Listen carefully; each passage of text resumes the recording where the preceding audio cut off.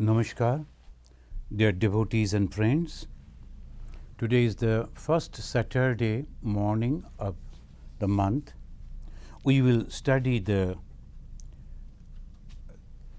series is going on, the fragrance of Vedanta, and now we are studying Narada Bhakti Sutra.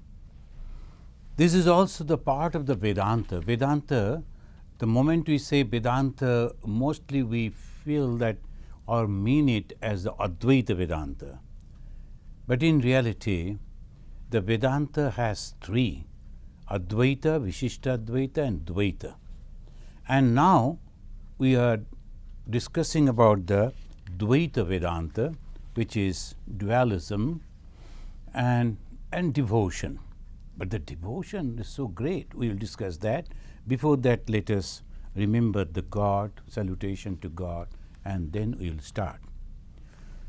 Yasya smarana matrena janma samsara bandhanat vimuchyate namastashmai Vishnave Prabha Vishnave. Friends, today is the fourth discussion on the Narada Bhakti Sutra, and we have started from the January, and we came to the verse, and today I think we will be studying the fifth or sixth one. Fifth, sixth, seventh, like that we will be studying. Now, what is this devotion? We all know about devotion. Devotion means going and praying and giving the offerings to the God and something. But is it devotion? That is the reason Bhagavan Sri Ramakrishna prescribed that you should study the Narada Bhakti. The Narada was a great devotee. And what type of devotion he is prescribing? Satu satvasmin parama prema rupa. The first he said, let us discuss about the devotion. And second he says, what is this devotion? Parama prema rupa, absolute love. Parama prema rupa is not so easy.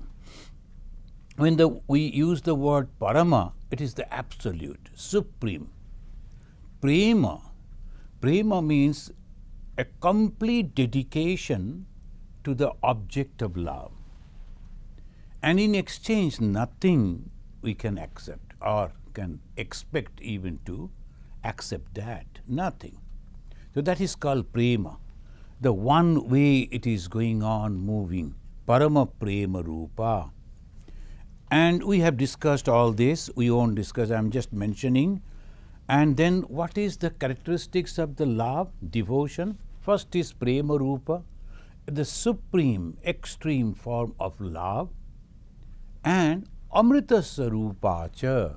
And when I am going on praying or giving my attention to God, in exchange I am not getting anything, will that happen? No. Amrita sarupa cha, full of joy. When I am praying to God, dedicating myself to God, concentrating my mind to God, what I get? Amrita sarupa cha. If you have read the biography of Ma Sharadamani Devi, a book written by Swami Gambhirananda ji, a very authentic biography, if you read that, you will find the Ma Sharadamani Devi used to live in a very small house. Even still it is there. If you go to Dakshineshwar, he was there. She used to live in that. And she used to cook for Bhagavan Sri Ramakrishna. She used to attend the lady devotees who used to come to see the Bhagavan Sri Ramakrishna. So all those things she used to do only into that small the place, and at the same time she used to attend her mother-in-law too. Apart from all this, meditation, japa, when she used to do? In the midnight. And where she used to live, there was no bed at all.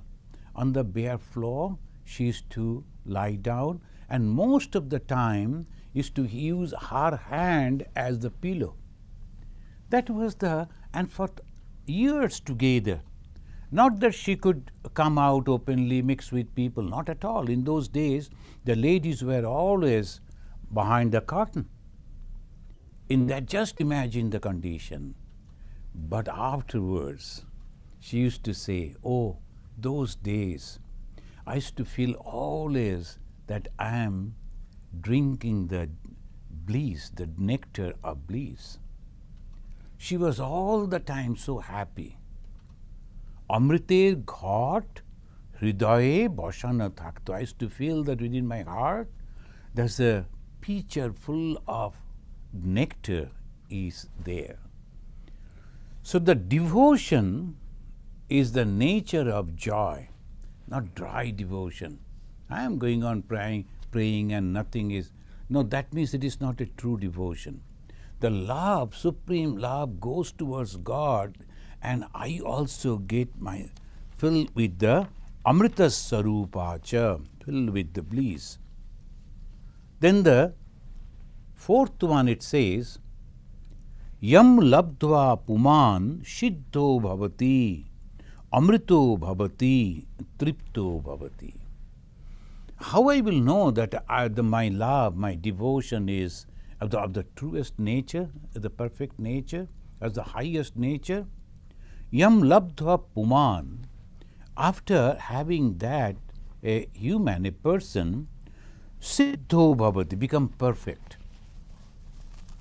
Amrito bhavati, tripto bhavati, and full of joy and full of contentment.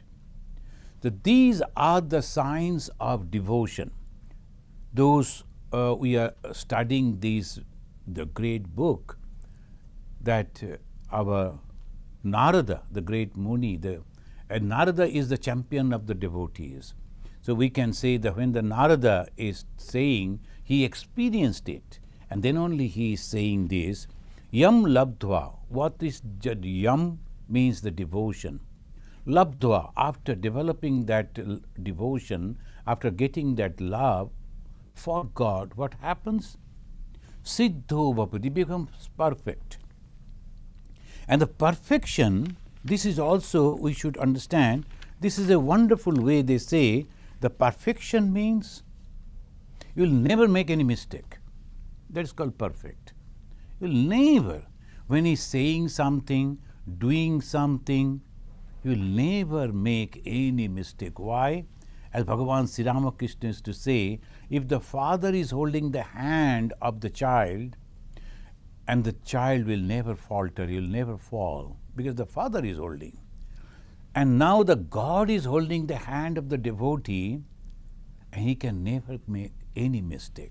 Sometimes some people apparently known as a great devotee, but when they talk rubbish, or the statement that they give about the God or the spiritual life is not that way good.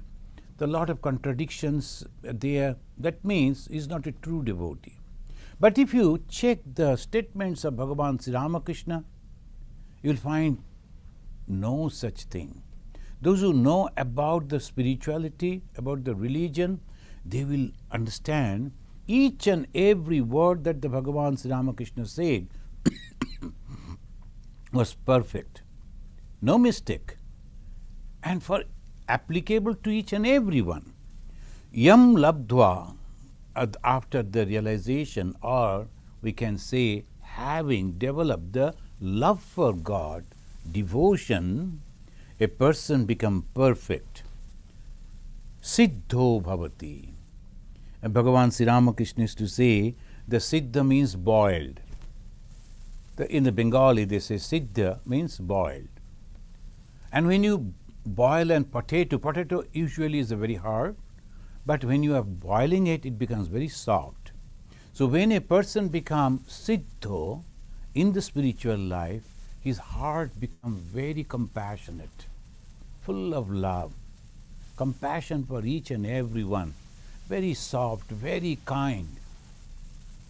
Only just wearing the gerua and then going on declaring that I am a religious person, look at their character, how they are talking, how they are behaving, what they want. No, they are not religious people. Anyone can put the gerb. It is available in the market. But how we will know that he is a spiritual person?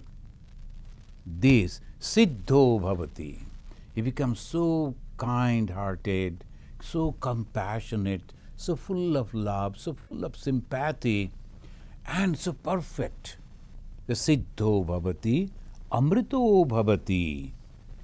And full of bliss, full of joy. If you go to that person, if you listen his talk, you feel joy, encouragement.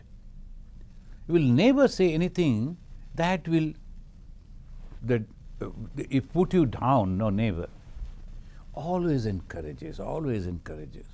The Swami Vivekananda, everything positive. Rabindranath Tagore, he wrote about Swami Vivekananda. Read Swami Vivekananda. In him, everything is positive and nothing negative. A perfect person, a man of devotion, can never be negative, is always positive, encouraging each and every one. So that is amrito bhavati, because full of joy, full of bliss. Tripto bhavati. This is the last word they say about. Tripto bhavati means the one, the devotee, is always satisfied. So somebody is praising someone, Swamiji, you gave the class on that subject, but I felt another Swami gave the same talk, it was so good. You should not feel, hey, why you are. Then one of my friends, I really appreciate him, I went to visit his ashrama, then he was in charge of that ashrama. He told, since you have come, why don't you take my class? I am supposed to give a Gita class, so, and that was the Sunday, you better take that class. I told, okay. So both of us sat by side of side and they introduced and I talked about Bhagavad Gita. Then afterwards, as is the system, we came out to greet the people and the people are going out, devotees are going out and greeting us. And naturally, I was a visitor, so they were saying, Swamiji, you spoke very well, we liked it very much, and like this. One gentleman, he made a great mistake. And out of, I don't know, emotion, both of us standing side by side, and he came and he told, Swamiji, your Gita class, I could understand everything. And I developed the interest in reading Gita. We read Gita here every day, but I was not that way getting interest in that. The Swami who was standing by my side, he said, who gives that Gita class? He said, you give. Then he said, see, it is an insult to me. You cannot say that on my face.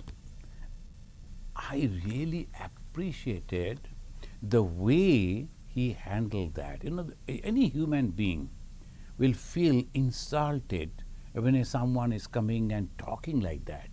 But he told, just with a smiling face, hey, you are insulting me. Be aware of it. I may feel insulted. So like that means full of satisfaction. Oh, it's okay. This someone is coming and praising you, it's all right. There's no problem for me. There are some people who like me, that this is the way. So always tripto bhavati. Why? We don't bother about these worldly things. What is this? Someone is praising, someone is criticizing, someone is giving a gift, someone is going somewhere else. It doesn't matter at all. For a man of satisfaction, for him it is God. And when he sees God outside and inside, doesn't need anything. So this is, it says, labdva puman siddho bhavati, become perfect. And at the same time, full of love and compassion for others. Amrito bhavati, all is full of joy, the bliss. And tripto bhavati. This is the perfect way. And today we will have this siddho bhavati, amrit bhavati, and tripto bhavati. We have to remember this. What is the love? Divine love? Love, parama prema rupa. It is full of prema. The devotion is full of love. Parama, the highest form. And the prema means only one way love. I don't care about whether you like me or not, love me or not, give some return or not. But when I am loving God or putting my mind in devotion to God and concentrating my whole mind to God, and in exchange what I get ananda, I get bliss. This too. This is when we are going to the temple, offering puja, praying to God, and that doing for years after years. But what is the result? Result is this. Then afterwards, he says, Siddho bhavati, become perfect, Amrito bhavati, always joyful and immortal, no fear for death, Tripto bhavati, always satisfied. Now the perfect, the Jesus, he said, be ye therefore perfect, even as your Father in heaven is perfect. So we understand Jesus much better way, because the Vedanta, what is the perfect? The perfection means there cannot be any mistake. So who is perfect? God. The synonyms of the perfection, the perfect is God.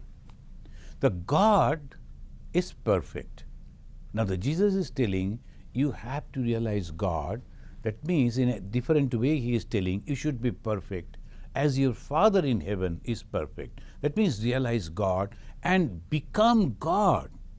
I don't know why they can say you are a sinner. Where from this conception came? So how can a person who has the potentiality to realize God and to become perfect like God can be a sinner? Swamiji is also telling religion is realization. What is to realize? God. And when we are realizing God, unless and until we are realizing God in this very life, we are not complete with the religion. Religion is realization. Anything that we are doing is nothing but the process. Now, unless you get the graduation certificate from the university, then you are not a graduate. You just enrolled in the university, in the college. Then afterwards you are not studying, or even if you are studying, you are not giving full attention to that, and failing in all the exam. Can you claim that I am graduate from the university? No. You have to complete that, become perfect in that, get the certificate from the university. Then only people will consider you.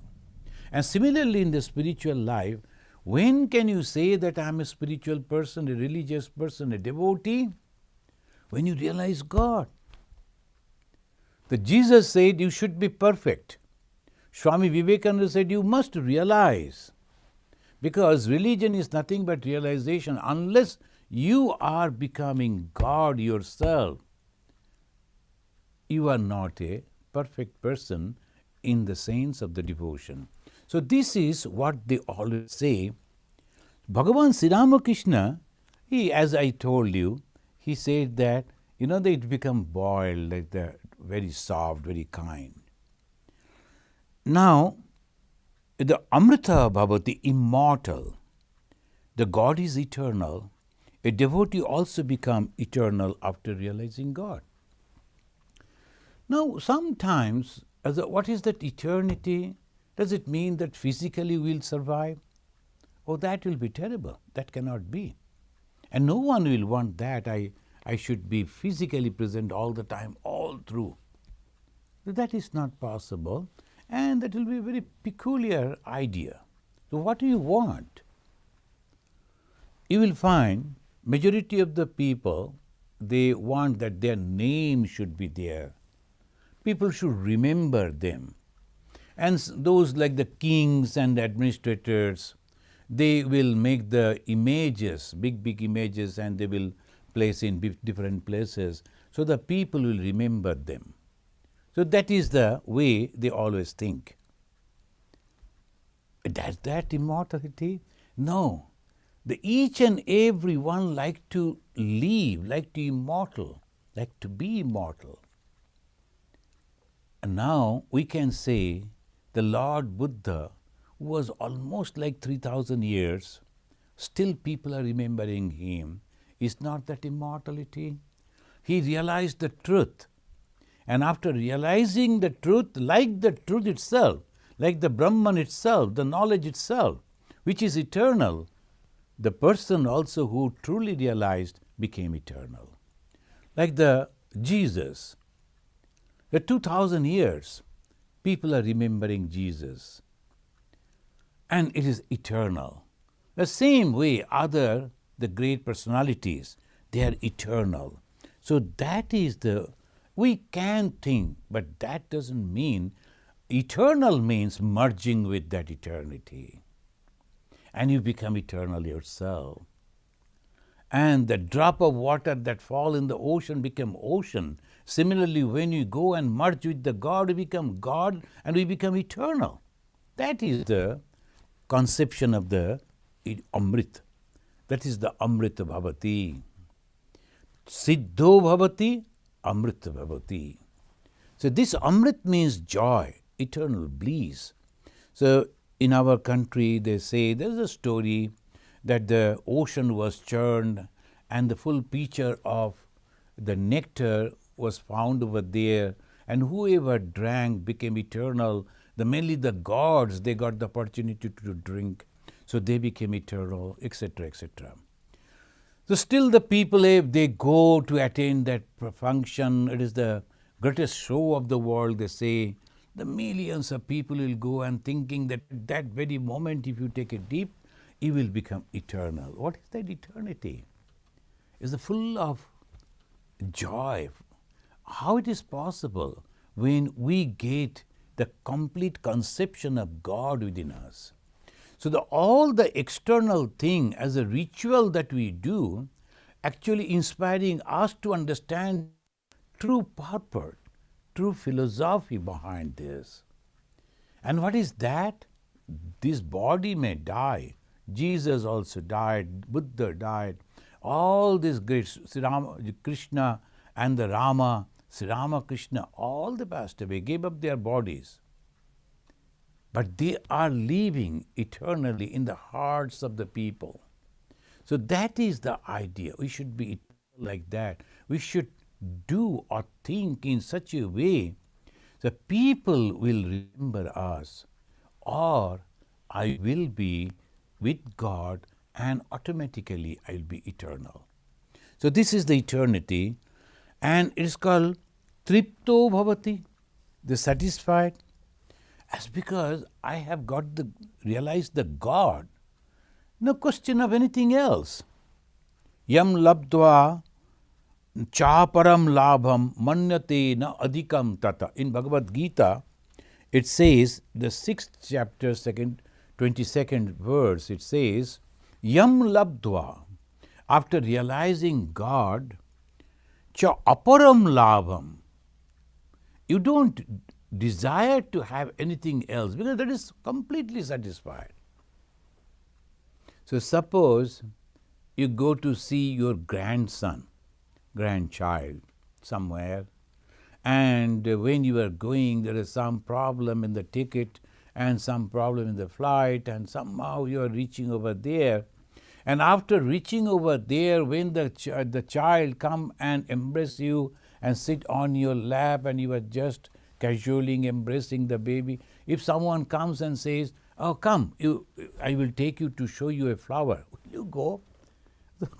I have come such a long distance, and after all this problem, only to have the company of my grandchild. So this moment, I don't like to go anywhere to see the flower or whatever, because you are satisfied. So this is just a simple example that we always know, we feel, and this is our experience. The same thing happens when you realize God. And God is so satisfactory. And the God is coming and embracing you and with you, and you are full with that. If someone comes and says, hey, there is a beautiful jewelry. Do you like to go and have that? Will you desire for that? Or if you go over there, they are distributing the free land. We can grab at least 1 acre free. Let us go. And you will say no. So that exactly happens in the lives of the great sages. You will find there's so many things people like to offer them, and they say it is okay, I don't like it. Why? They are satisfied. Tripto bhavati. And unless that tripti has come, the satisfaction has come, I don't need anything else, that conception has come, you are on the way and maybe little far from the goal. So devotion means, what is the devotion? Just going to the temple and offering some flower and the fruits, and then having some priest uttering some mantra. These are all very basic thing, very basic. The devotion means this: yam labdva siddho bhavati, amrito bhavati, tripto bhavati. And after getting that, you don't need anything. Then we will read the 5th aphorism of the Narada Bhakti Sutra. Sutra means aphorism. And what is aphorism? In our introduction we said, it is in a very small, and maybe hardly 1 line or 2 lines, a few words only. They will give a huge, big philosophy. They will tell you that or teach you that. That's called aphorism. Just with 2 lines, it's a vast philosophy, the idea that you get. In the 5th it says, yam prapya na kinchit banchati, na shochati, na dveshti, na ramate, na utsahi bhavati. Now, in the 4th verse, what we got? Siddho bhavati, amrito bhavati, tripto bhavati. He become perfect and also immortal and satisfied. These are internal.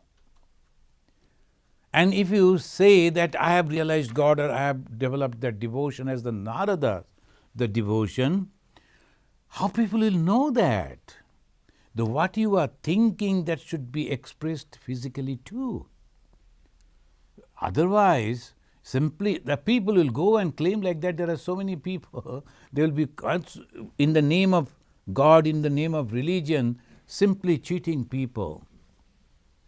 So they may always say, oh, whatever you have heard and read in the Narada Bhakti Sutra, that devotion I am having, I am complete, I am full, like that. But no, external also, the expression should be there.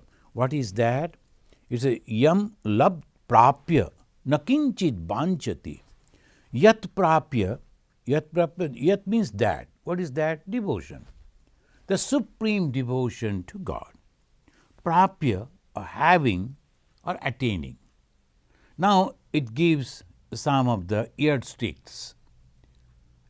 Do you claim that you have realized the devotion or developed the devotion to God? Okay. Then it comes, nakinchit banchati, does not desire anything. Kinchit. The Sanskrit word kinchit means anything. No, I want this, I want that. No, nothing and nothing. Now, kinchit banchati. Banchati means the desire. Kinchit anything, nothing, no desire at all, completely satisfied, no desire. Forget about name, fame, physical comfort and other things. No, kinchit banchati. He doesn't want that. Second, na shochati. He never grieves for anything or anymore. It does not grieves anymore, na shochati. Third, na deshti. Never hates, does not hate anyone or anything. So these are the friends. If we remember these, sometimes some people they ask how you will know that he is a great personality, spiritual person. How you will know? These are the yardsticks. If you remember these, then if you go and check him, but Bhagavan Sri Ramakrishna, he is telling every time you should go and check a monk. He's claiming that he is a monk. And in Bengali he said, Dine dekhbi, rate dekhbi. That means all the time you should observe. At the daytime when he's coming out and mixing with people and giving the discourses, that is the best way he is presenting himself, that is one. But go and see whether he is following the same thing in his life too or not. How he is behaving with people. That is the way we have to understand. So we get these yardsticks. First is the one who has developed love for God, is a true devotee, and first, nakinchit banchati, it does not desire anything. Desire anything means, suppose the people in the organization sometimes send out another flyer requesting some donation. It's not for particularly for him, but for the organization, for the work that he is doing. For that it may be. Sometimes people are giving some donation to that person, to that asrama. He doesn't bother about it. He is not asking. They are giving out of their love for the respect. And that is the normal. And the tradition in India is one should not go empty-handed to a holy person. Why? Because they don't earn anything. So you have to give something for his survival. In exchange, you are getting the best advices and guidances from the spiritual person.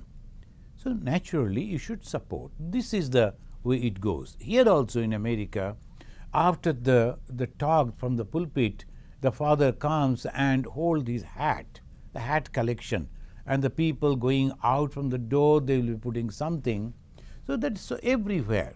So you have to give something, some donation, because you are getting this. But the person, the holy person, the religious person is not personally desiring anything, does not desire anything, na kinchit banchati, na shochati, na grieves anymore. You know, the one great sage, we can say, of the Christian tradition. So he was a rich man's son. He was living a comfortable life. Then he saw in dream the Jesus. Then what he will do, Jesus told that you should follow me. Then he joined in the monastery, and all alone he used to live an ascetic life and a very austere life. The one day when he was coming back after visiting someone, he was not having food, not proper dress. Even the shoe was not proper, and it was snowing, a very, very depressing weather and very cold weather. And he was going, and he suddenly saw from the road in the distance, all the houses are lighted. Inside it is warm. And seeing the smoke, he could see that they are cooking something inside. And he felt the smell also. Then he started telling himself, oh, what have I done? I was having all this, much better than all this. I was a rich man's son. Then why I have taken this life? So then the moment the thought crossed in his mind, he repented. Oh my God, why this type of thought should come in my mind? I must punish myself. Then what he did, he dug the snow and put himself there and went and sat over there, and keeping only the neck out for breathing. And whole night he was completely meditating on Jesus and praying to him, forgive me, because the temptation came to me. I am so happy that you have accepted me as your follower. And then the next day morning, all the devotees, all the villagers came, they saw him over there. They saw a glow of light coming out. That's the story goes like that. And then they came to see what is that glow, what is that light. Then they found that the great sage is inside the snow meditating, and from his head only that divine light is coming up. So this is the way. Now shochati. Once you have given up, you should not think, why I have given up that? I could give this or I could do that like this. In India, there is a system that to control your the love for something, particularly something eatables, some fruits, you should go and give that fruit to God. Because I love to eat mango very much, then you should offer to God and say, God, I give it and I will never eat mango. By that way, you are controlling your tongue. So that is the different way they teach us. The one gentleman, whenever we used to offer the apple, he used to behave very peculiar. Never give the apple to me. I don't like apple. Take it away. And he himself will get up and then put that plate of apple in a distance. Then one day I told, okay, you are not eating, is all right, but why you react if even 1 or 2 pieces of apple coming to your plate? You don't eat, that's okay. I said, no, Swamiji, I love apples so much. But the problem is, I went to that holy place and there I offered the apple to God. And I'm afraid if even a piece is there on my plate, I may, out of greed, out of that attachment for the apple, love for that apple, I may eat that by mistake. As because I have promised to God, I won't eat, so I behave like that. So this not dveshti. Here, this example, the gentleman is always aware, and not that he is repenting. He just explained why he behaves like that. So na shochati and na deshti, the third one, and never hates. And how can I hate? Because I see my God in every being.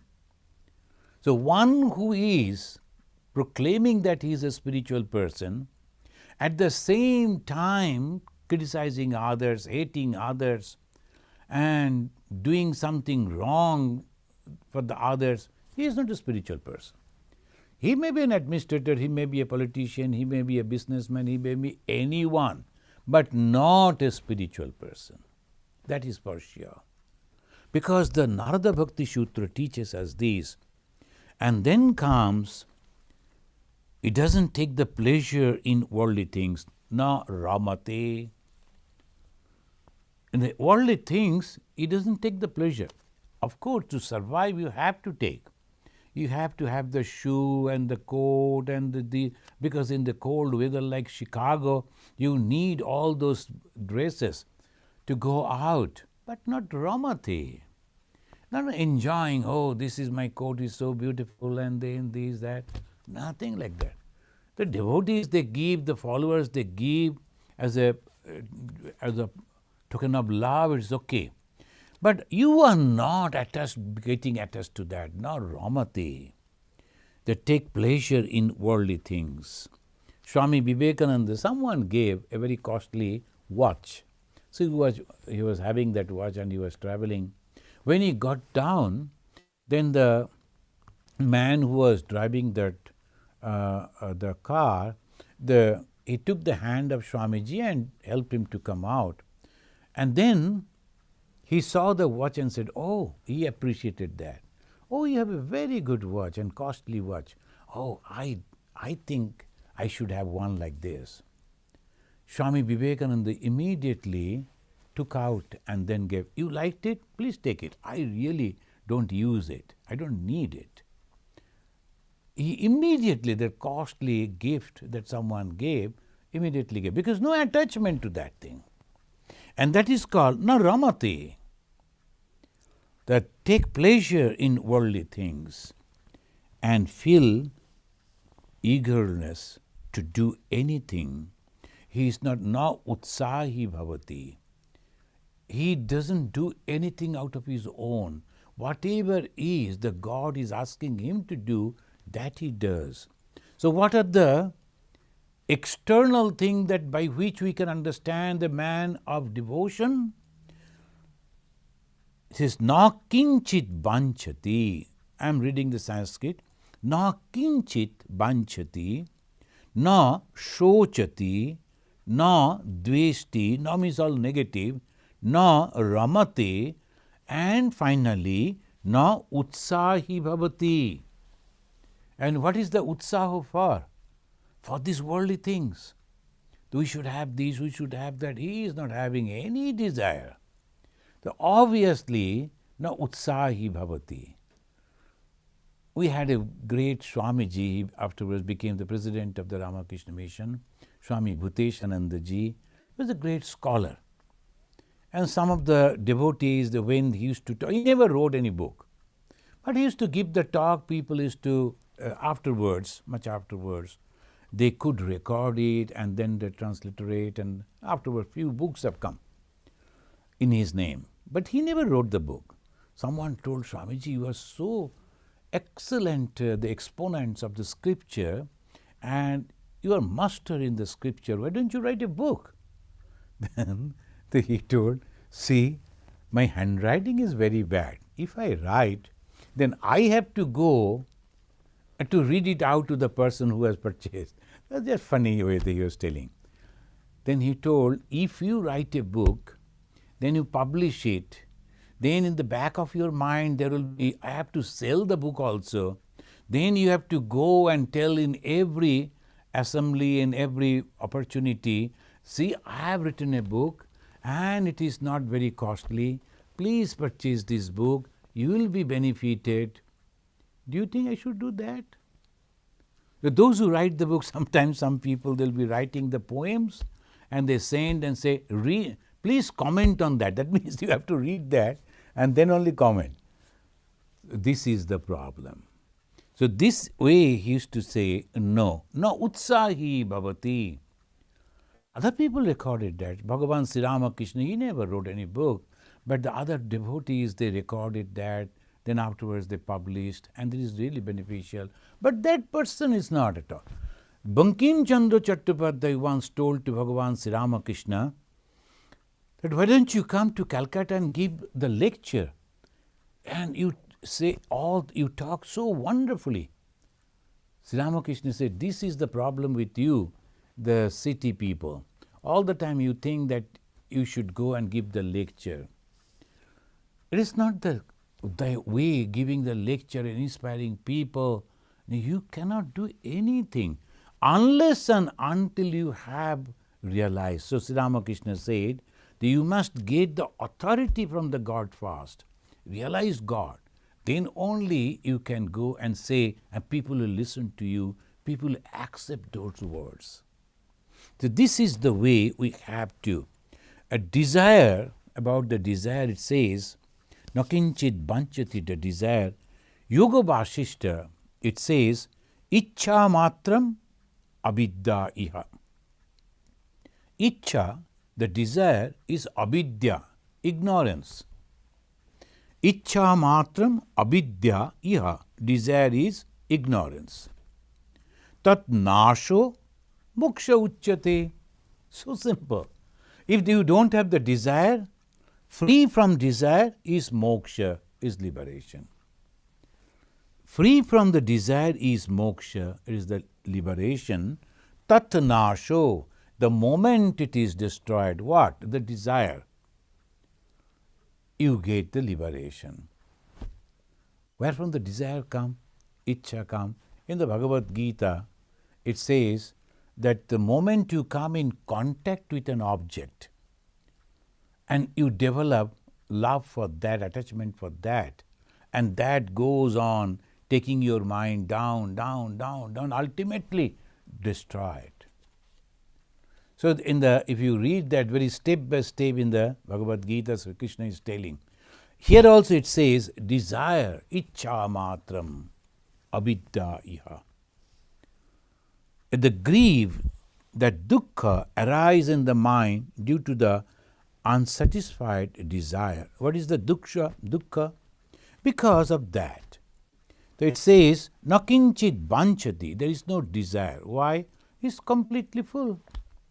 There cannot be any desire. How we will judge a religious person who is claiming that he is a realized soul?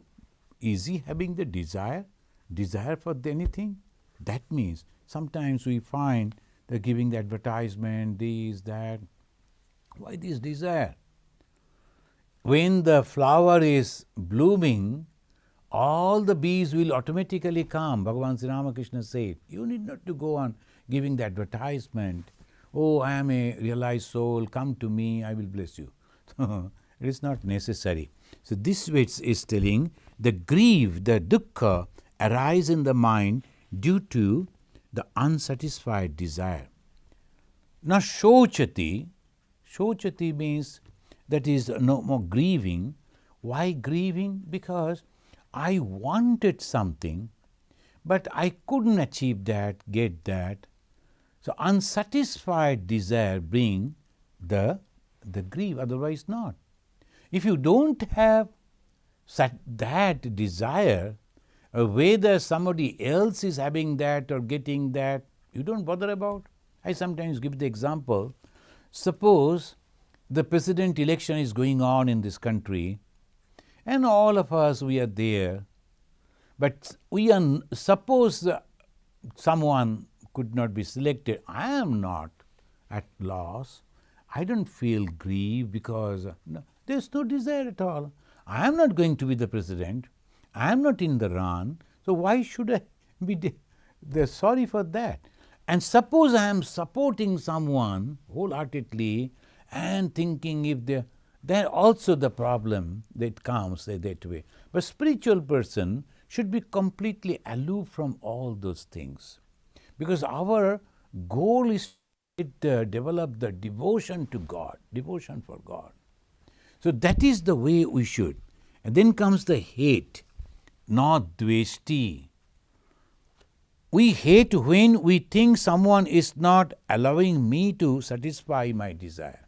When I become angry, I like to do this, but someone else comes and we complete that job, then I become angry. So when again the desire, see, it comes from the desire. Everything is coming from the desire. I am not getting the satisfaction because my desire is not fulfilled, so I become the angry and I hate or I grieve, all those things come. True devotion brings liberation. True devotion means free from desire. So what is the devotion then? Free from desire. Free from desire. So that is the greatest word that the Vedanta always says. That when you think about the devotion, that means I am going to get the God and the God should bless me, I will go to the heaven. These desires are not desires. The desires for the worldly things. So that is why, again, Yoga Vasishta, I should quote from there, it says, Bandho hi vasana bandho. What is bandha? What is the desire? That is bondage. The bondage is nothing but the desire. Moksha syat vasana shaya. In the Yoga Vasishta, he says, Ichcha matram abidya iha. When you have the desire, ichcha, desire, that is the ignorance. There is a mistake, wrong knowledge. Tat nasha moksha uchyate. When you become free from that, you get the liberation. Again it says, bandho hi vasana bandho. When you think that you are bound, why you are bound? By what you are bound? Because of your desire. Vasana bandha. Moksha syat vasana shaya. And what is moksha? What is liberation? You are free from desire. So these are the two things. One is with desire, without desire. Now let us read the 6th aphorism of the Narada Bhakti Sutra. It is true, a holy person is not bound by any conventions. There may be different expressions in their behavior. But here, Narada Muni indicates that knowing God, one behaves like an intoxicated one. Again, the Narada is giving us some examples of how you will know a holy person. So he says, Yat gyatva matto bhavati. Yat means that, gyatva, knowing, matto bhavati, become intoxicated. Stabdho bhavati, and at the same time, he become completely inert. And atma ramo bhavati, and also full of joy, the joy without the help of anything external. So, atma ramo bhavati. The first is said that we can go and check if the person claiming in this way, na kinchit banchati, na shochati, na dveshti, na ramati, na utsahi bhavati. And it says, is matto bhavati, stabdho bhavati, atmaramo bhavati. Friends, those who have read the biography of Bhagavan Sri Ramakrishna, you know there was a great debate. And in the debate, the scholars, they all sat, they were deciding, because the very peculiar, it was unseen.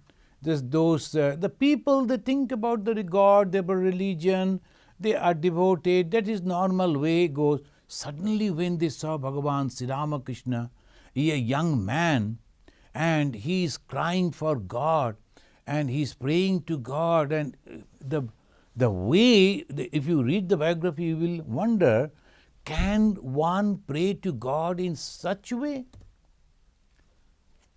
So one lady came, lady saint, and she told, this is all the symbols that I see, the behavioral pattern that I see, Sri Ramakrishna is nothing but the avatar, incarnation of God. Then naturally there was doubt, so debate. So in our country they always have that Bhaka Yuddha, there will be debate on the basis of the scripture. So the two groups, they sat, and how they decided? These are the points they discussed. Look at this person. In him we can clearly see that he is not having any desire. He is not having the griefs for that, or anything that he has not found or gained, no grief at all. He is not having the hate, and he is not taking the pleasure in worldly possessions, things. And at the same time, he is not at all eager to gain something from this world. Nautsahi bhavati.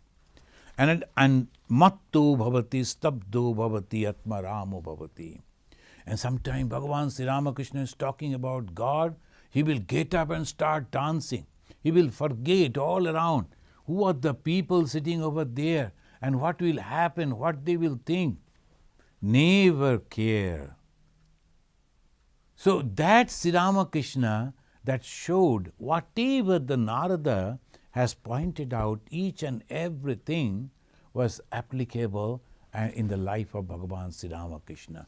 That the matto bhavati, he became just like an intoxicated one.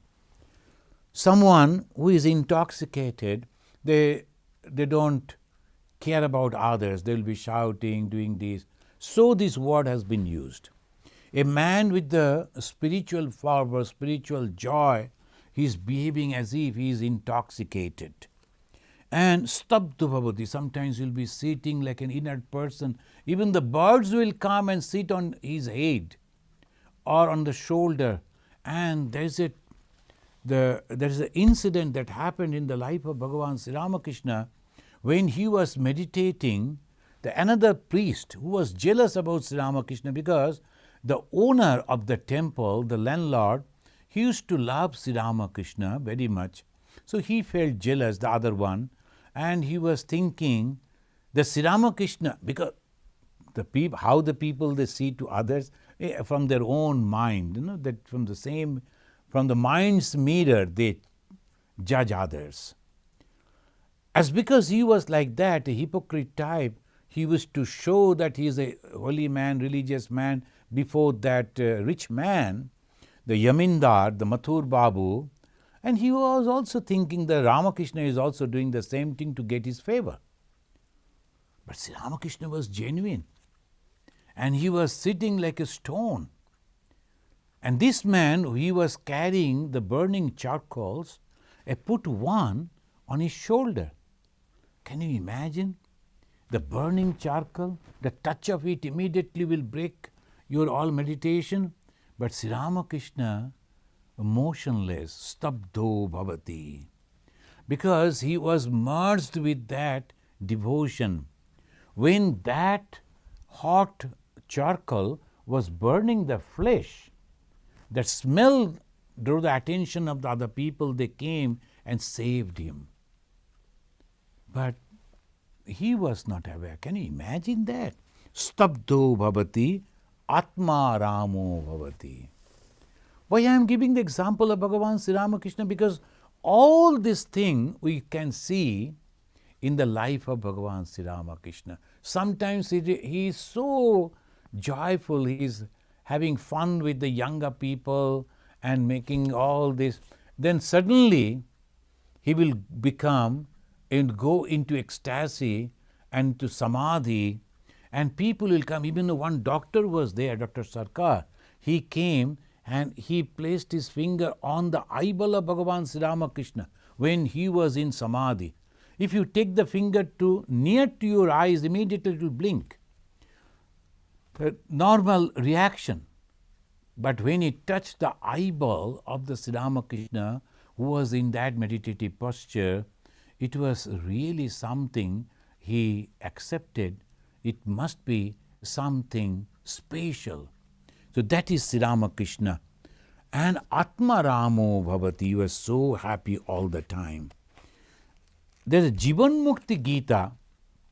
It says that Ekaki Ramate Nityam Sabhava Guna Barjita Brahma Jnana Rasa Sade Jivan Mukta Sa Uchyate. The Ekaki Ramate, the person who has realized that, the joy of God, the devotion of God, he roams alone constantly all the time. And he doesn't bother about anything or anyone.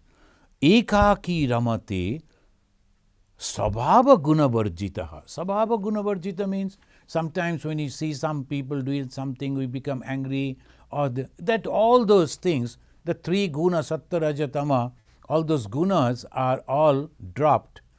Only Brahma Jnana Rasa Sade, and so happy having the Brahma Jnana, the knowledge of the Brahman, and seeing the God within, feeling that joy. Friends, when you are reading, if we try to imagine the God manifesting within our heart and try to feel the joy a little, maybe for a fraction of a second, and you will feel, oh, why that man is talking, why there is a sound, why they created this thing, otherwise I was enjoying, isn't it? So when your meditation is becoming deep and deeper, you don't allow any sound, you can't accept that. And think of a person who is merged into that Brahman in great joy. So now we will continue with this, and then in the next month we will read the verse 7 and some more verses. So now what we have learned, what we are learning, the devotion. And what is devotion? Parama prema rupa, amrita rupa cha. That is the definition of the devotion. Is a parama prema and amrita. That means the full of love and at the same time full of joy. And then how you will know that someone has got it? Then we have already discussed. These are the external points and these are the internal thing that we will understand. We have developed the devotion or someone has developed the devotion. So thank you very much. If there is any question, let us. So Saurabh Chatterjee has a two-part question. First part is, how can one identify his or her Sadguru? Second part is, Maharaj, I am not initiated till now. Can you suggest me any mantra for japa until I find my Guru? That this is not the way to get the mantra. I don't know from where you are writing. If you are in America, In America, any center, all the Swamis, they give the initiation. If you're in India, then you have to go to either President Maharaj or some vice presidents. There are vice presidents are there, few, one in Madras and two in Calcutta. So you can go, or the President Maharaj in the Belur Math itself. This moment they are not initiating because of the COVID situation, they are very elderly people. So, but the situation will be normal if you write to them, and then they will also write you back and guide you. That is the possible way. And you can pray to God, you know, all the time pray to God. This way you can pray, God, I want initiation. I want the guidance. Please bring a good guru to me. That will also do. Thank you. Devashish is asking a two-part question again. He's saying, in life, if we are aiming for something and end up with nothing, in bracket property, money, is it all due to our desires? Second part question, how can we remain calm in that situation instead of getting into negative thoughts or being agitated? That's a great question, you know, the very practical question. Of course, desire. The desire, because now see, that you have to understand this way first. If you are dedicating your whole mind and soul for the realization of God, then this type of desire should not be there. But if you are a householder and like to realize God as being a householder, then the property, money, good job, it is also necessary. So that is the legitimate thing that is necessary. You should be there in the life of Bhagavan Sri Ramakrishna, Gospel of Sri Ramakrishna, you will find again and again. So this is the one thing. And secondly, suppose you are not satisfied, suppose you are not successful in your strive, in your effort to get something, don't get frustrated. Something else is waiting for you, for sure. If you don't get these, you will get something else. Have that positive way, and at the same time, as being a monk, I always feel prayer has tremendous power. So if you are praying to the God sincerely, like a child is praying to the mother with the tearful eyes, alone all the time, go to God and pray, God, give me this, please give me this, I want this. And something or other will surely happen, I can tell you. Because it is not my words, it's the words of Bhagavan Sri Ramakrishna, Ma Sharada Mani Devi. So if you are genuinely with the open heart praying to God, not before everyone, but alone secretly, you will get the answer. All your prayers, all your desires will be satisfied. The next question is from Srima Viswas. Srima is asking, what is desire? Does it come from our mind? The desire comes from the ahamkara, I sense.